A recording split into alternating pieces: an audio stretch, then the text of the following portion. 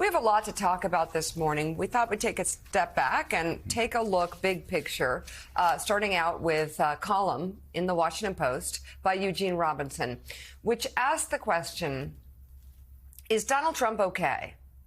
Gene focuses on what we heard from Trump in his Las Vegas campaign rally on Sunday, writing in part, we in the media have failed by becoming inured to Trump's verbal incontinence.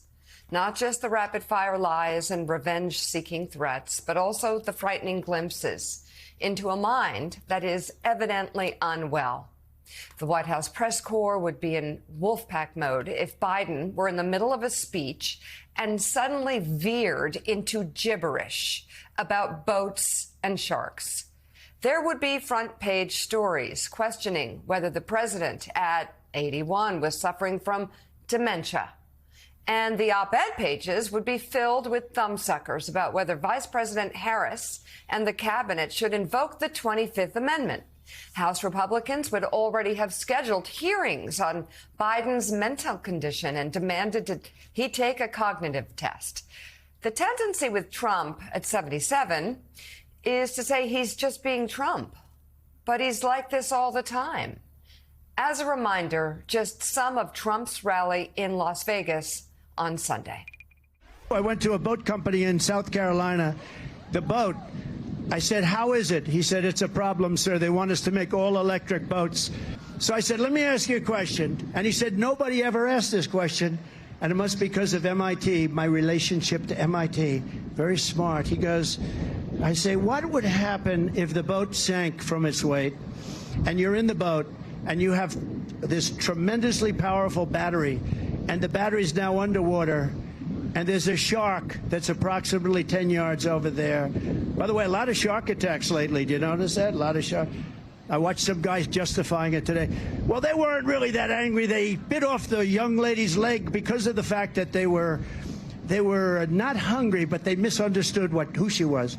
These people are crazy.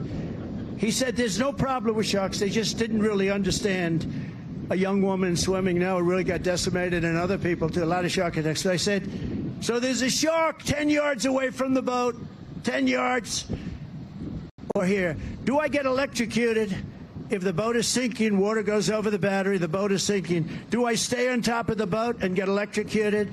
Or do I jump over by the shark and not get electrocuted? Because I will tell you, he didn't know the answer. He said, you know, nobody's ever asked me that question. I said, I think it's a good question. I think there's a lot of electric current coming through that water. But you know what I'd do if there was a shark or you get electrocuted? I'll take electrocution every single time. I'm not getting near the shark. So we're going to end that. We're going to end it for boats. You know, so one of the tells on just how crazy he was looking at the people that had driven hours to be there, put on their Trump hats, and through the whole time they're going like this, looking at each other in the background going, what's exactly going on here? Turning around and whispering, what's he talking about? Well, he's talking about really what he always talks about. I mean, you know, we have Trump, and he's been doing this, and this is why the Biden campaign, and John Lemire's been reporting on this, and this is why the Biden campaign has been desperate to get Donald Trump out of a courtroom where he has to be quiet and on the campaign trail where they can actually hear him, because, you know, Trump spews an hour of bizarre non sequiturs, and he's been doing it for the past year or two about sharks, electric boats, Hannibal Lecter, and what a great guy he is, about executing the chairman of the Joint Chiefs of Staff. Not paying the teleprompter company. Not paying the teleprompter company. Mosquitoes, World War II, the gathering storm of World War II that's coming, President Obama still being president of the United States, which he continues to do 8 years after President Obama went home. And I do think Jing makes a great point. If Joe Biden had given one of those speeches, it would be on the front page of the New York Times, the Wall Street Journal. Definitely the Wall Street Journal. The Washington Post. And everybody would be doing exactly what they were saying. But for Biden goes to D-Day, and we're going to talk about this in a little bit. The Washington Post just posted a story this morning. He does a fantastic job, and they actually use cheap fakes Yeah. Where they're trying to make it look bad. Oh, he's trying to sit down and, oh, my God, they're for a chair that's not there. Everybody on the stage was, because Lloyd Austin wasn't done with his speech yet. There were about 3 or 4 different things where the Republican Party is lying. So they have to make that up, which is a lot like the Wall Street Journal story, where they knew they were lying to their readers. They knew that Kevin McCarthy, what he was telling the Wall Street Journal was a lie. They knew. And because Kevin McCarthy had said before what a great negotiator Biden had been in the very meeting where they tried to get Kevin McCarthy to say, oh, well, he was out of it. It's also a big tell that they talked to senators and Nancy Pelosi and others who said, no, let me explain to you what happened to that meeting. And they went into great detail about how Biden was pulling people together. I remember in the same meeting, it was Biden and everybody else trying to move Mike Johnson along. We reported on it at the time. The Wall Street Journal runs a front page story, a lead story that they know is a lie. So with Biden, the Republican Party has to make shit up. And I'm sorry, I can't think of a better way to say that, to try to make Biden look old and demented. Trump, he does it every day. He's out on the campaign trail. And people just laugh. Oh, well, yeah, he's crazy. Well, look at that. Can you believe he's so stupid that he's talking about this and he melts down when his teleprompter goes down? That's funny. And that's the political world we're living in 2024. It is. And that moment, that's sort of one example in a larger point. We could talk about all the lies. He does it enough, and he does it for so long and so consistently that people sort of get numb to it. There he goes again. But we say all the time on this show, for example, when that Wall Street Journal piece came out, you could take any one rally, and this is maybe the best example of it. As you say, Joe, it was 102 degrees. Those people are standing in the heat. He said, by the way, we'll get to this quote, I don't care about you, literally talking to his supporters, his voters. I just want your vote, suggesting, yeah, it's hot out here, but I'm the one who's suffering. I don't care about you. More on that in a moment. But he goes on this story about batteries and sharks, and he makes that tie because of my tie to MIT. His uncle. Oh, my God. His uncle worked at MIT in the 1940s. Oh, my God. He just can't. He feels there's something about MIT.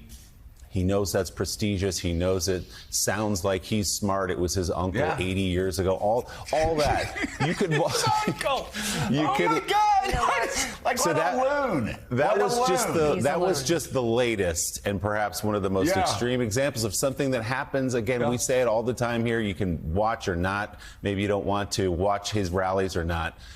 It happens every time he steps on a stage. So if you really think that Joe Biden is the one losing it, pour yourself a drink, sit back, and watch that performance in Las Vegas over the weekend, in Nevada over the weekend. That's it. That's the argument right there.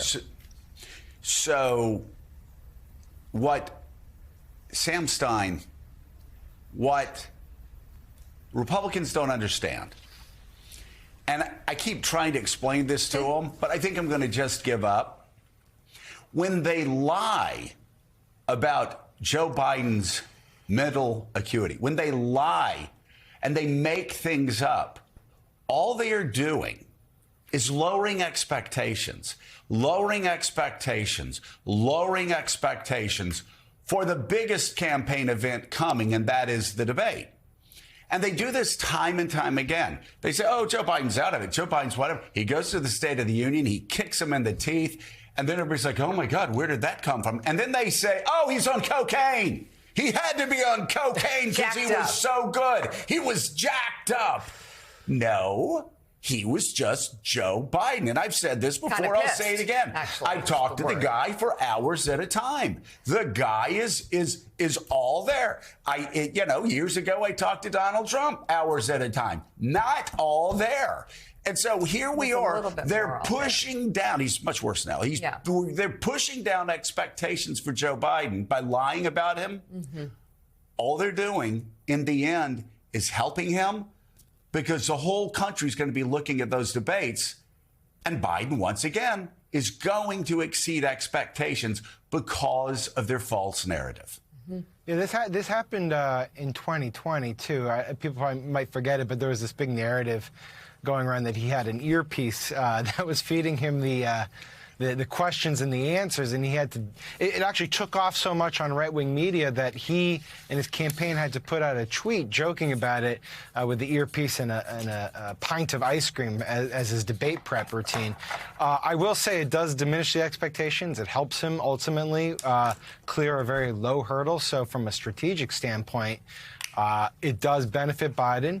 Also, Trump's giving away one of the debate questions that will come up, which is how would you rather die? Electrocution via an electrical boat or a vicious shark attack? And so now Joe Biden has one of those questions, too. So in two ways, they've benefited Biden.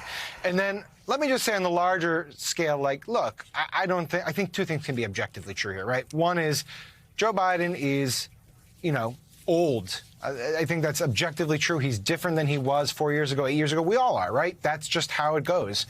The other thing that is objectively true is what you said, which is if Joe Biden had gone on stage and talked about, a shark attack or being electrocuted in a boat, I think it would have been the dominant media story for a week. It would have spawned a whole round of Democratic agitation and freakout.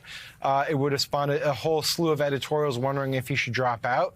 I think there are different standards here, and I think part of it is exactly what Willie says, which is we've become sort of calloused and numb to the Trump routine, and so that shades how we view Trump. And that is, if you look into the history of authoritarianism, is a component of that, desensitizing a population becoming inured. And Jonathan